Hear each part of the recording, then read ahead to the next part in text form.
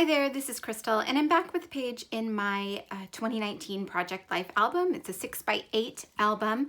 I've done a little bit of prep work this time. I had an idea in mind, so I've already pulled a few things together. So I know I wanted to use a 4-pocket page on the right side. I have these two photos from a run I took last week, and then I also had this photo from the same day, and I thought I would add it to a little insert. So this is just a piece of cardstock that I cut down to 4x8. I've already punched the holes in the side of it. It's going to go directly into my album.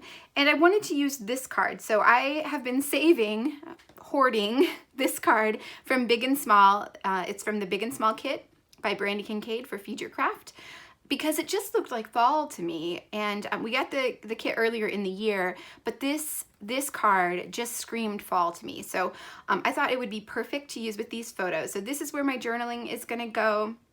And then because I had the kit out, I looked through the other things that I have left over in this kit, and I have a couple ideas. I thought this kind of Venn diagram card might work here, or I thought this one with the quote on it. So I'll probably end up using one of those two.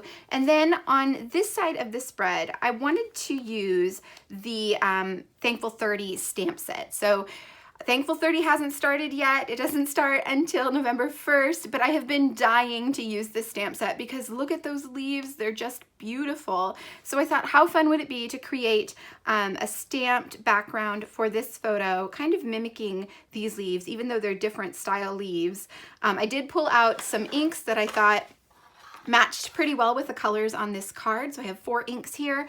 I also pulled out the seasonal stamp set. I think this is still available in the shop. I will link everything down below if it's still available, whether it's available digital or in the actual physical kit. I'll link everything down below, so if you're curious, you can go check out those links in the description. This one had this tiny little stamp leaf, so I thought that would be good to kind of fill in between these larger leaves. So I pulled that out as well, and it also has fall, so I may end up using that stamp too. Okay, so that's as far as I've gotten. I'm just gonna kind of play around and see if I can make this leaf background work the way it does in my head. So I'm going to start by working on the insert page that I've created, and before I stamp any of the leaves, I just want to stamp this little sentiment, also from the Thankful 30 stamp set, that says "Little moments, big thanks." I thought that was perfect for these photos, and it just gives this little side of the page kind of like a title. So now I can move on to the leaves. So I have the 4 inks that I've pulled out. I did test these beforehand to make sure that the colors were going to work well with the other side of the page. I'm starting with the pink one. This is a Studio Calico Color Theory ink. I don't quite remember, it might be Pink Lemonade. I'm not entirely sure the name of the color. But I'm going to take each leaf and stamp it in a different color. So I'm starting with this leaf stamp and using the pink ink and just stamping it down the page. I want it to kind of look like the leaves are falling down this page. So I've done that in a few places. I also want to make sure that they're more concentrated on the bottom of the page. It didn't quite work out like I had intended in the end, but it still is more concentrated at the bottom by the end, so you'll see that. That was my goal. And I do really like the way that this page turns out, so I'm very happy with it. So on to the next leaf. This is a Hero Arts ink in Soft Pool, and stamped it a few times again down the page, and then I'll move on to the next one and do the exact same thing. So before I stamp each leaf, because this is the first time I've used the stamp set, I am making sure to prime the stamps a bit. So I have an eraser. It's a sand eraser, and I'm just gently running it over the top of these stamps. Because they're very solid stamps, I want to make sure that the ink adheres to them really thoroughly and that it will stamp a nice, clean, crisp image. This eraser trick helps to condition the stamp so that that's the end result. And I am stamping them once off on just a piece of scratch paper to make sure that that the ink does adhere fully to the stamp and that I'm going to get a nice image. So onto the 4th leaf. At this point I am doing kind of more concentrated leaves at the bottom.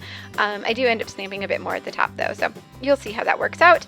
And then finally I'm going to come in with this tiny little leaf stamp from the seasonal stamp set, and I'm going to actually stamp it in all of the colors because I only have this one little extra leaf. I decided just to use it with all 4 colors and just kind of sprinkle it around the page or spread it around the page. So I have used a chalk ink for kind of the dark orangey red color, and then the yellow ink that I used is a really inexpensive one that I actually got at I think Walmart. It's a Hampton Art ink.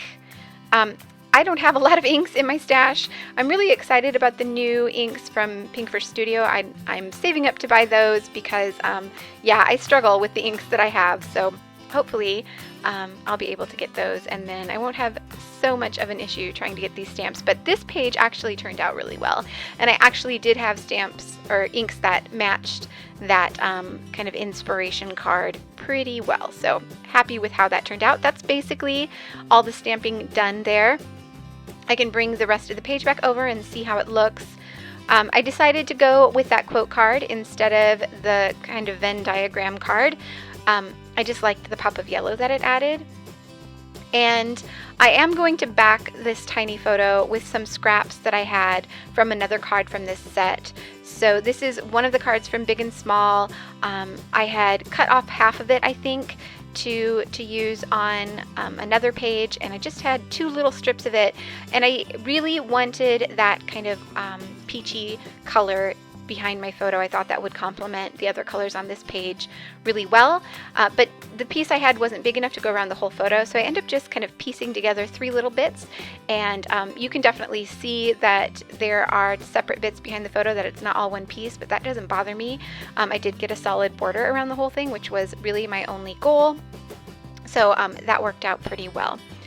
I do have to trim down this quote card because it was a 4x6. It needs to be a 3x4, and the sentiment on it was just barely under 3 inches wide, so it does cut off just a tiny little bit, but you can still read the whole thing, and it doesn't bother me to have it so cut so close to the edge.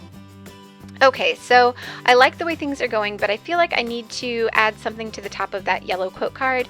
So I thought about trying to stamp on vellum. So the die cuts that come with the Thankful 30 kit that are the same as these leaves that I'm stamping are actually on vellum, and I don't want to use those because 1, I want to save them for my Thankful 30, and 2, they aren't the same colors as the ones I'm stamping here. So I decided to try and make my own with some vellum, and these inks are definitely not the inks I would normally choose to stamp on vellum, so I was pretty nervous about how this was actually going to work.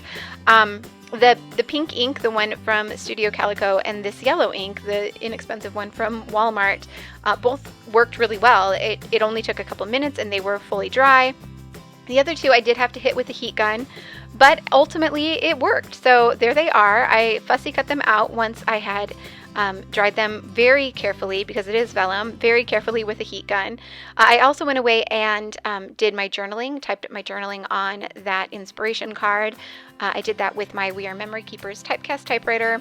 I pre-wrote it so I could make sure that I knew what I was typing and that it would fit on the card, but I did type that up. And then I'm just adding a little bit of foam. This is just some fun foam that you can get from any big box store. Added that to the back of the photo because I had all those layers behind there.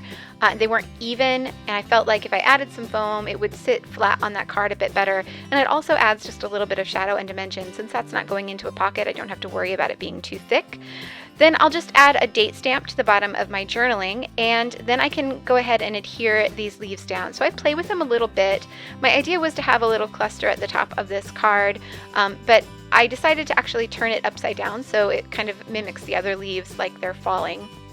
And I just kind of gather them together in a little cluster, and then I add just the tiniest bit of adhesive to the base of each one, and I'll end up adding a couple staples to make sure that those are well adhered and stay put. And then that's it for this spread. So it came together pretty quickly. I do add one more stamp off camera, But then, yeah, that's it. So I hope you've enjoyed this process. I really like how this spread came out. I love the colors of it, and it just feels very fall-like to me. So again, I'll have everything linked down below if there's anything you see here that you would like for yourself. I hope that you have found some inspiration in this video and that you enjoyed watching. If you did, I do appreciate a thumbs up, and if you haven't already subscribed, be sure to hit that subscribe button. Thanks so much. I'll see you back here soon.